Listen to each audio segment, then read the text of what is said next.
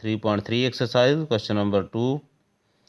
उसमें उसने ये कहा कि ये जो टर्म दी हुई है इसको मुख्तलिफ लॉग में लिखा हुआ है, आप इनको सिंगल एक ही लॉग के अंदर ले आएँ। तो ये log of x minus 2 log x plus 3 log x plus 1 minus log और यहाँ पर एक्स स्क्वायर माइनस 1 है। तो सबसे पहले देखें, हम अगर लॉग के साथ दी गई रकम के ऊपर या टर्म के ऊपर कोई स्क्वायर यानी पावर दी हुई हो तो उसको हम सॉल्व करने से पहले ही वो पावर नीचे ले आते हैं।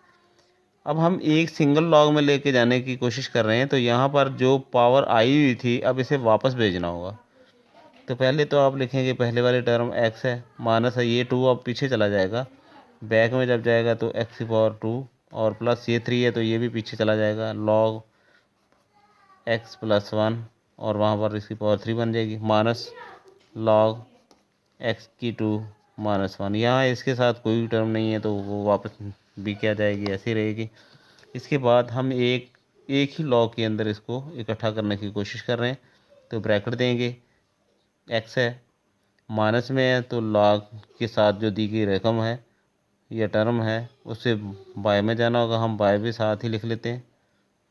तो ये माइनस की है तो इसके log बाहर जाने पर एक log लिखने की सूरत में इसके साथ जो टर्म है वो अब नीचे चले जाएगी x की 2, क्योंकि log में होता है प्रॉपर्टी अगर माइनस हो तो वो तकसीम यानी डिवाइड की सूरत में नीचे चले जाएगी, अगर प्लस है तो मल्टीप्लाई होगी। अब ये प्लस है तो log इंटू ये टर्म है हमारे पास, यहाँ हम लिखेंगे इन मल्टीप्लाई और x प्लस 1 होल पावर इसकी अब 3 होगी। वो माइनस में पावर आ रही है या log माइनस में टर्म आ रही है तो हम उसको भी अब नीचे लिखेंगे क्योंकि वो माइनस की है, x स्क्वायर माइनस 1। तो यूँ ये एक ही log के अंदर इसको लिख दिया गया है, यही इसका आंसर है।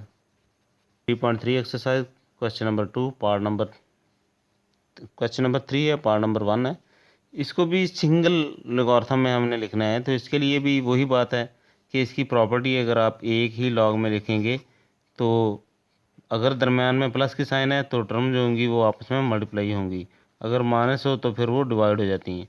अब ये एक ही लॉग की लिखने की सूरत में यही है, ये एक किस्म की ऑब्जेक्टिव है, ये कोई लॉन्ग क्वेश्चन नहीं है। यहाँ पे दूसरा पार्ट है इसका 3 क्वेश्चन का, इसको भी हम सिंगल लॉग में लिखने की कोशिश करने जा रहे हैं। तो यहाँ पे 25 है, ये पावर पीछे चले जाएगी, log 3 और उसकी पावर 2 है।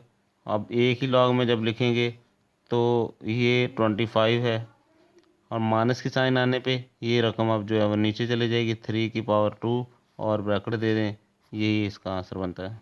यह नहीं होना चाहिए। अच्छा साइज का ये हमारे पास क्वेश्चन नंबर 3 का 3 पार्ट है, इसको भी आपने एक ही सिंगल लॉग की सूरत में लिखना है। तो ये 2 है तो वो वापस चले जाएगी, 2 log x की पावर यहाँ पर 2 है और इसी तरह log ये y है और उसकी भी होल पावर ये 3 वापस से भेजेंगे। एक ही अब log देना चाहेंगे तो साफ साफ है जी, ये आपस में क्या हो रहे हैं, ये माइनस हो रहा है तो ये डिवाइड चला जाएगा, y की पावर 3 यही इसका आंसर है। आप ब्रैकेट देना चाहें तो साथ में दे लें, वरना यही है। 3.3 एक्सरसाइज क्वेश्चन नंबर 3 का 4 पार्ट है, इसको भी सिंगल लॉग की सूरत में लिखेंगे।